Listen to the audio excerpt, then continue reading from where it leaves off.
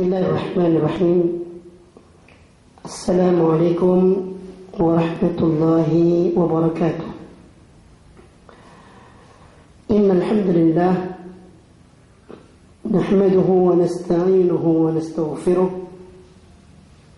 ونعوذ بالله من شرور أنفسنا ومن سيئات أعمالنا.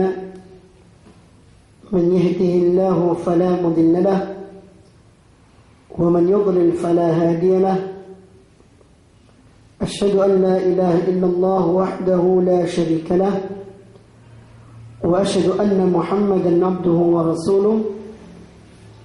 اللهم صل وسلم وبارك على نبينا محمد وعلى آله وصحبه ومن تبعهم بإحسان إلى يوم الدين. أما بعد. Kaum muslimin, pemirsa Akhbar TV, semoga selalu dilindungi dan dirahmati oleh Allah.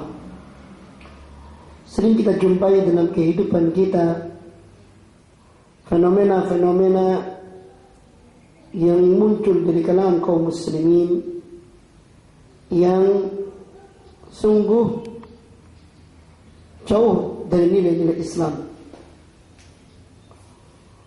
Banyak di antara kaum muslimin mengaku sebagai seorang muslim, mengaku beriman kepada Allah, namun mereka lebih mengimani selain Allah. Mereka lebih memilih syariat selain syariatnya Islam. Yang kedua, fenomena yang muncul dari kalangan kaum muslimin adalah mereka adalah merupakan sosok-sosok yang sering acuh tak acuh dengan yang lainnya, tak peduli dengan saudaranya, bahkan menyampaikan kalimat yang baik dalam rangka mengajak kebaikan atau menghindarkan saudaranya dari kemungkaran. Itu pun tidak banyak kita lihat dari kalangan kaum muslimin. Sebuah kalimat yang sering muncul adalah mereka mengatakan itu dia dan dia dalam urusannya, biarkan saya dengan apa yang saya miliki. Atau dengan ungkapan bahasa yang lainnya yang semakna. Kalau dalam bahasa anak-anak muda, lulu gue. Kaum muslimin, pemirsa Akhbar TV rahimani wa rahimakumullah, mungkin kita perlu menyimak sebuah hadis Rasulullah sallallahu alaihi wasallam yang diriwayatkan oleh Imam Muslim dari seorang sahabat yang bernama Abu Ruqayyah Tamim bin Aus Ad-Dari. Dia mengatakan bahwasanya Rasulullah sallallahu alaihi wasallam pernah bersabda, "Ad-dinu an-nasihatu." Qulna liman? Qala lillahi wa lirasulihi wa lillahi wa likitabihi wa lirasulihi wa li'immatil muslimina wa ammatihim. Yang artinya diriwayatkan dari Tamim bin Aus Ad-Dari radhiyallahu ta'ala anhu bahwasanya Rasulullah sallallahu alaihi wasallam bersabda, "Ad-dinu an-nasihat." Agama ini adalah nasihat. Agama ini adalah nasihat. Para sahabat bertanya, untuk siapa ya Rasulullah? Kata Rasulullah sallallahu alaihi wasallam, nasihat untuk Allah, nasihat untuk kitabullah, dan nasihat untuk Rasulullah, serta nasihat untuk pemimpin kaum muslimin dan kaum muslimin pada umumnya. Menarik untuk kita simak hadis ini. Pasti kita yang mendengar hadis ini akan bertanya, aneh hadis ini.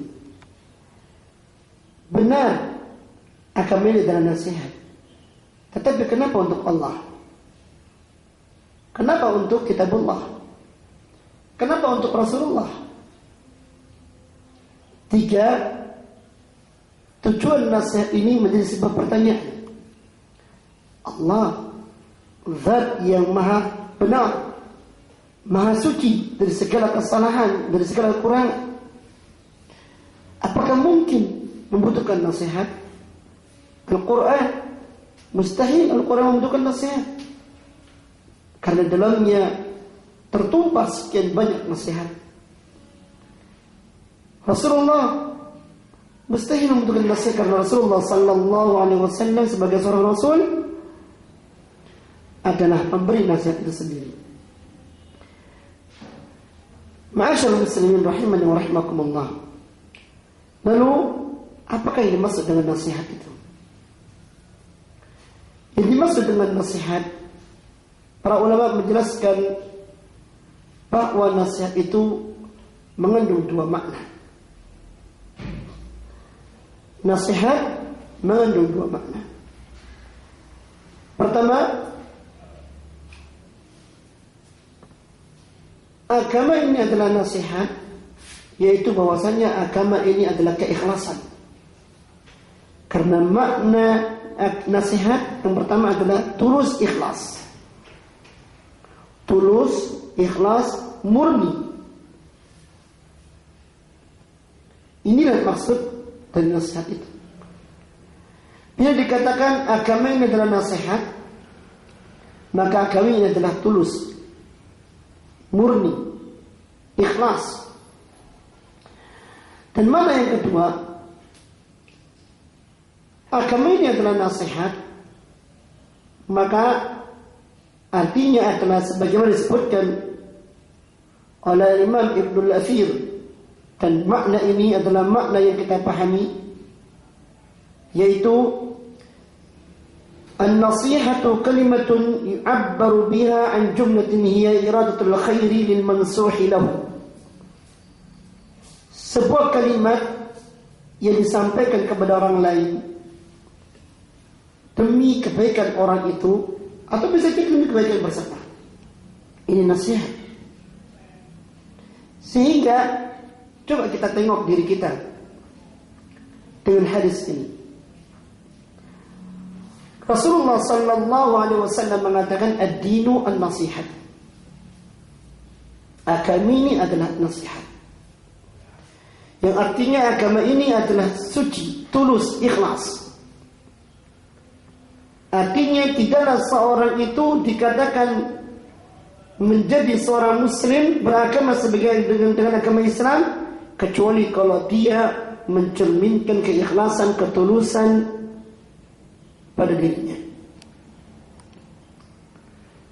Maka seakan-akan Rasulullah mengatakan tidaklah seseorang yang mengaku diri sebagai seorang muslim melainkan dia Islamnya harus bermakna nasihat. Karena ungkapan ad-dinu an-nasihat yang pertama, kata ini atau kalimat ini kalimat yang tersusun dari 2 kata yang sempit maknanya. Sehingga kita dikautkan, maka dia menjadi makna yang menyempit, yang tidak bisa keluar dari makna tersebut, tidak bisa melebar. Dengan kata lain, ad-dinu an-nasihat, agama ini adalah nasihat, maka itu berarti tidak dikatakan sebagai orang yang beragama, tidak dikatakan sebagai orang yang berislam, orang yang tidak menjalankan agamanya atau Islamnya dengan cara tidak nasihat. Maka seorang muslim untuk menjalankan Islamnya harus tulus, ikhlas. Seorang muslim untuk menjalankan Islamnya harus betul-betul murni di dalam menjalankannya, karena ini adalah nasihat. Saya ingin menyederhanakan kata-kata ini. Sering kita mengungkapkan sebuah kalimat yang maknanya sempit. Contoh,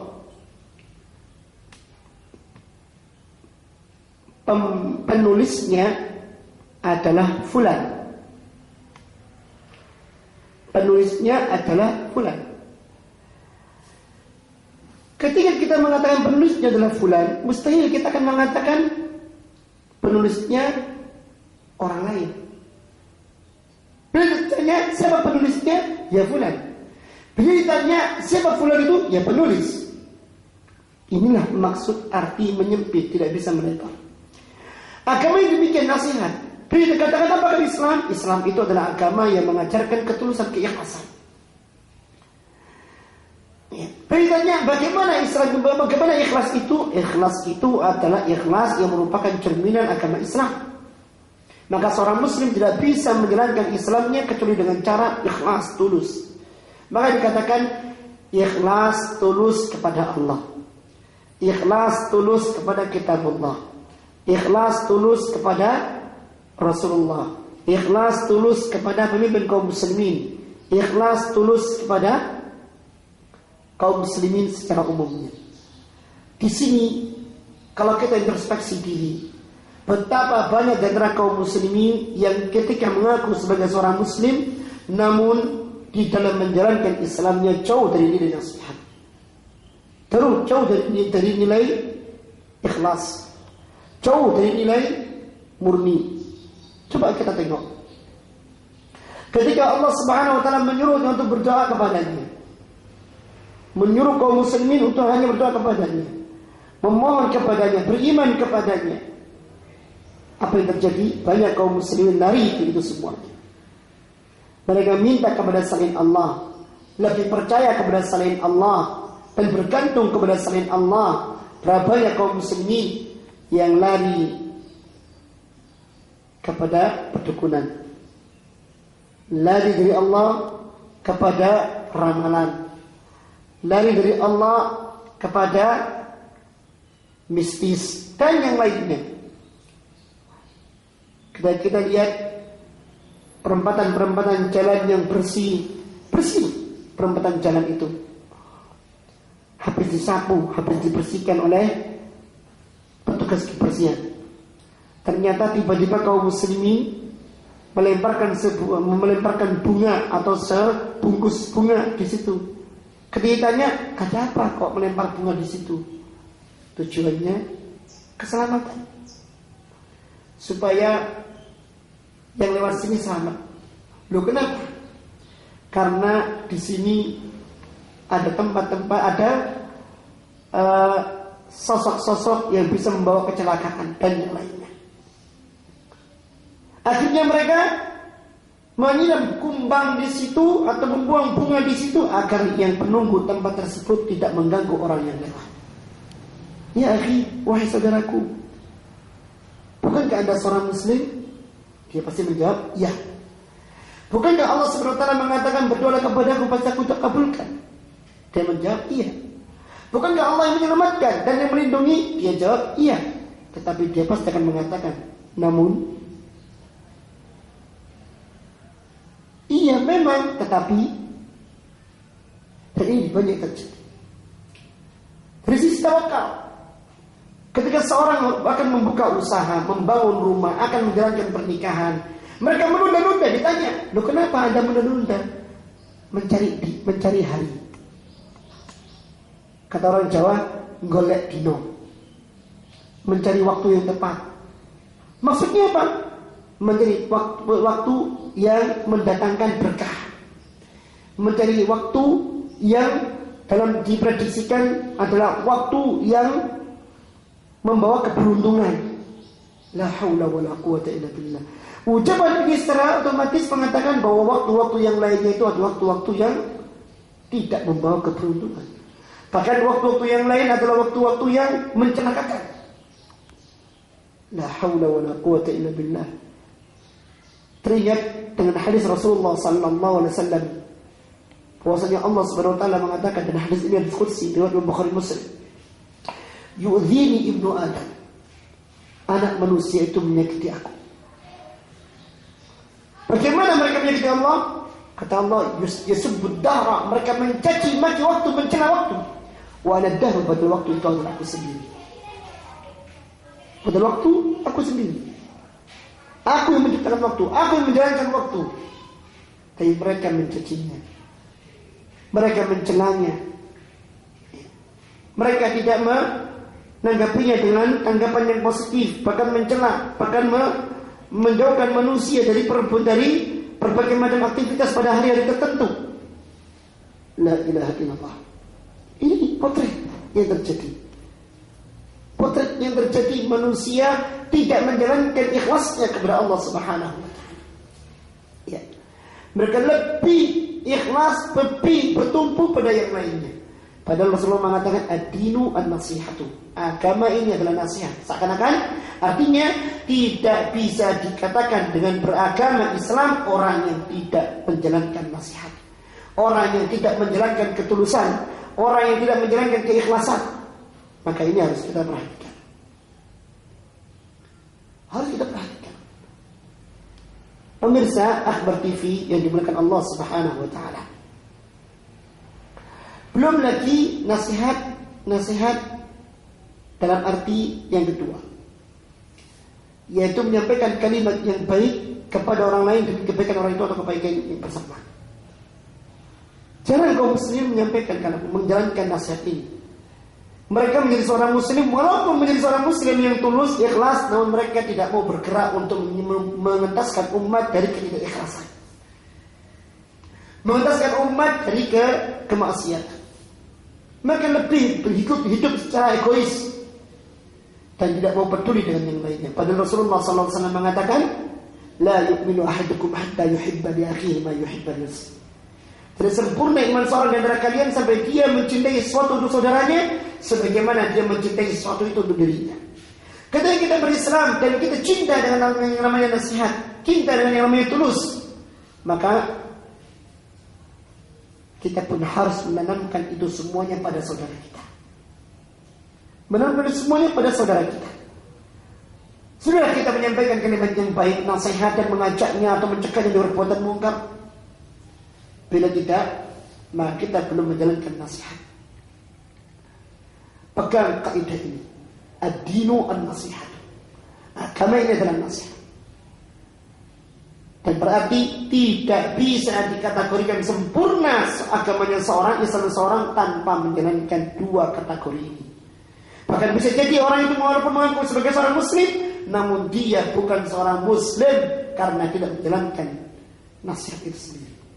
Nasihat memiliki dua arti, yaitu tulus atau ikhlas atau murni, dan nasihat dalam arti kalimat yang baik yang disampaikan kepada orang lain demi kebaikan orang itu atau kebaikan bersama. Bukankah Islam tegak dengan ini semuanya? Bukankah Islam bisa menyebar ke seluruh antero dunia dengan ini semuanya? Seorang muslim ikhlas di dalam menjalankan Islamnya. Seorang muslim optimis dan memiliki sebuah sugesti besar dalam menjalankan Islamnya. Bahkan Allah Subhanahu wa taala mengatakan, وَمَنْ أَحْسَنُ قَوْلًا مِمَّنْ دَعَا إِلَى اللَّهِ وَعَمِلَ صَالِحًا وَقَالَ إِنَّنِي مِنَل مُسْلِمِينَ. Siapakah orang yang lebih baik ucapannya daripada orang yang mengajak manusia ke jalan Allah, mengajak manusia ke jalan Allah, menasihati, ya. Dan dia beramal saleh, menjalankan apa yang dikatakannya, dan mengatakan aku adalah orang yang termasuk berserah diri kepada Allah Subhanahu wa taala. Bukankah kita mengetahui sebuah surat yang surat itu mengancam kita dari kerugian, dan kita tidak ingin hidup ini merugi, Islam kita merugi, ibadah kita jalankan merugi, tidak ingin. Tapi Allah Subhanahu wa taala mengatakan, wal asr, demi masa, demi umur, demi usia yang diberikan kepada manusia, innal insana lafi khusr, semuanya manusia dalam keadaan merugi, dalam keadaan merugi, hidupnya merugi, umurnya merugi. Kenapa? Tidak menjalankan nasihat ini. Pertama kata Allah Subhanahu wa taala, illal ladzina amanu wa 'amilus salihati, kecuali orang-orang yang beriman dan beramal saleh. Bukan ini nasihat? Orang-orang yang beriman dan menjalankan amal saleh, beriman tulus karena Allah dan menjalankan amal saleh karena Allah Subhanahu wa taala, dengan nasihat pula, dengan nasihat ketulusan mengikuti tuntunan Allah dan Rasulnya. Dan yang kedua, wa tawassaw bil haqqi wa tawassaw bis sabr. Mereka saling menasihati untuk senantiasa tegak di atas Al-Quran dan saling menasihati untuk senantiasa bersabar dalam menjalankan tuntunan Allah Subhanahu wa taala. Bukan ini nasihat pula menyampaikan kalimat yang baik demi kebaikan orang lain atau kebaikan bersama. Maka dari masyarakat muslimin rahimani wa rahimakumullah, mari jangan sampai agama yang kita miliki tidak mengandung nasihat. Karena ini kata kuncinya. Inilah pondasinya. Dari sinilah kita mengatur, kita membangun agama ini dengan baik. Dan dari sinilah Allah SWT mengangkat derajat kita menjadi derajat yang mulia. Sebagaimana derajatnya para sahabat dimuliakan oleh Allah Subhanahu Wa Taala. Kuntum khaira ummatin ukhrijat linnas ta'muruna bil ma'ruf wa tanhauna 'anil munkar wa tu'minuna billah. Dalam surah Al-Imran ayat 10. Kalian adalah sebaik-baik umat, sebaik-baik generasi yang Allah munculkan untuk manusia sebagai contoh bagi manusia agar tampil seperti kalian. Apa ciri khas mereka? Ta'muruna bil ma'ruf wa tanhauna 'anil munkar. Kalian mengajak manusia kepada kebaikan dan mencegah mereka dari kemungkaran.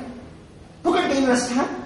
Wa tu'minuna billah, dan kalian benar-benar menjalankan iman kepada Allah Subhanahu wa taala dan bukan kata nasihat. Maka tentu jalankan Islam kita dengan nasihat. Tidak akan bisa kita menjadi seorang muslim yang bermakna Islam kita tanpa nasihat. Itu tulus, ikhlas di dalam menjalankan amanat Allah Subhanahu wa taala ini, dalam beribadah kepada Allah, hanya kepada Allah, dan mengikuti tuntunan Allah Subhanahu wa taala dan Rasulnya. Dan kemudian jalankan nasihat yang kedua, sampaikan kepada yang lainnya.